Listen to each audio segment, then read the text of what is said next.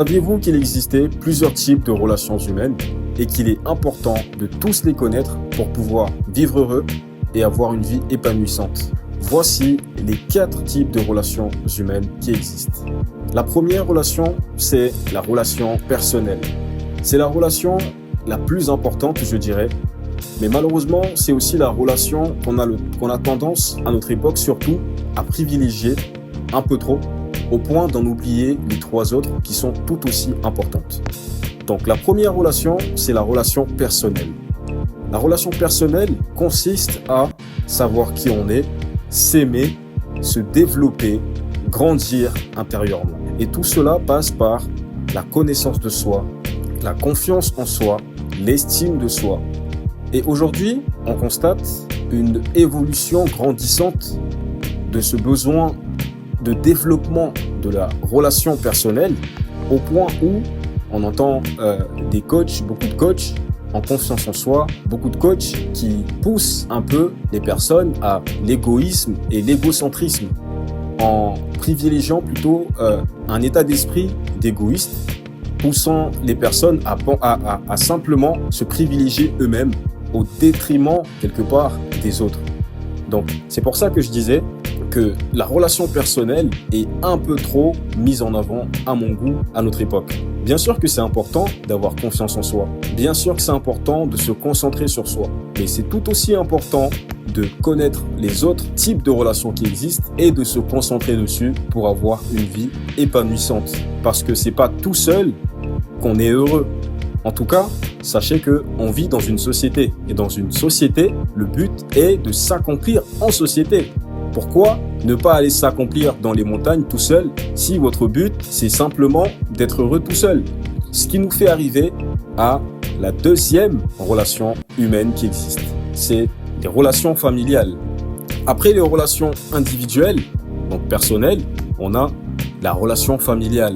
Donc c'est la relation qu'on a avec nos parents, avec nos frères et sœurs, nos cousins, cousines, les tatas, etc.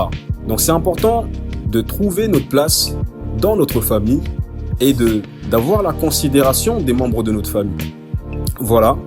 Ensuite, on a les relations sociales. Donc les relations sociales impliquent les amis, les collègues, les camarades de classe. Donc là, c'est la même chose que la famille.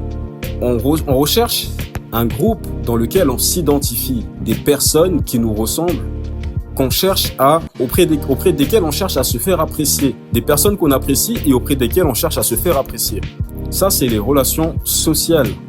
Donc, c'est tout aussi important de travailler sur ces relations sociales autant que sur les relations familiales pour pouvoir trouver un équilibre. Parce que la principale différence entre la relation familiale et la relation sociale, c'est que dans l'un, donc notamment la famille, dans la famille, on a le lien de sang. C'est-à-dire que généralement, je dis bien généralement, on a d'office la confiance de nos parents. On fait confiance à nos parents, à nos frères et sœurs, d'office.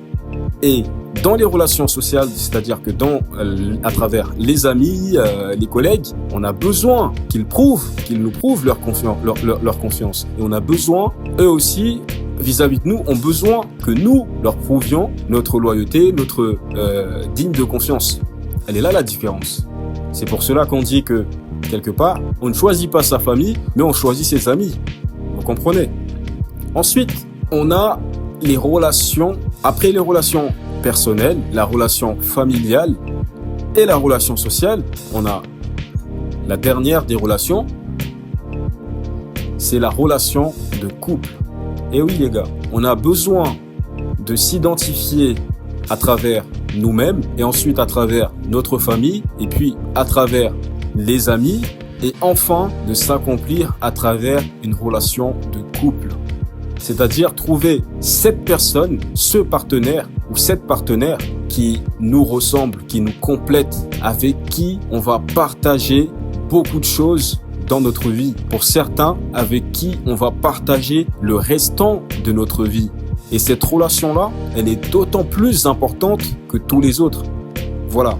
Donc vous voyez, il y a plusieurs types de relations.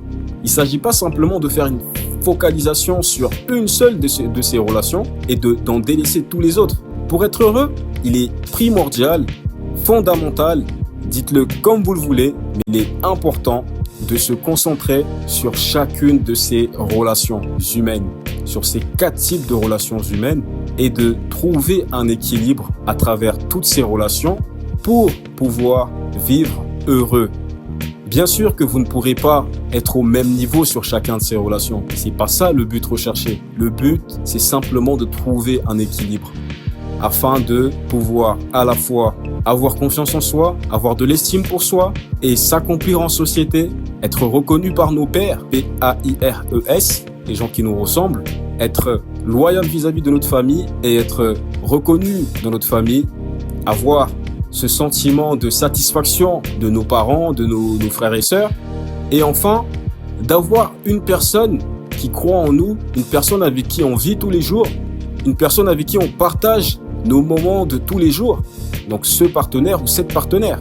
On a besoin de tout ça pour vivre une vie épanouissante. Voilà les amis, donc c'est tout ce que je voulais vous dire pour aujourd'hui.